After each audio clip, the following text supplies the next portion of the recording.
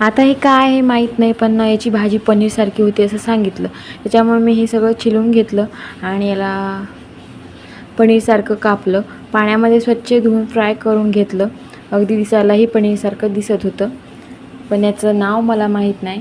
ज्यांना कोणाला माहीत असेल त्यांनी नक्की कमेंटमध्ये मला सांगा.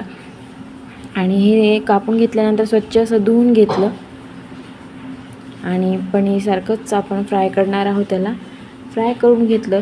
नंतर मग एक कांदा, एक टमॅटो, लसूण अद्रकची पेस्ट, लाल तिखट, धना पावडर, हळद आणि काळा मसाला टाकून छान अशी पेस्ट बनवून घेतली आणि पाणी टाकून छान शिजवायला घेतला. हा मसाला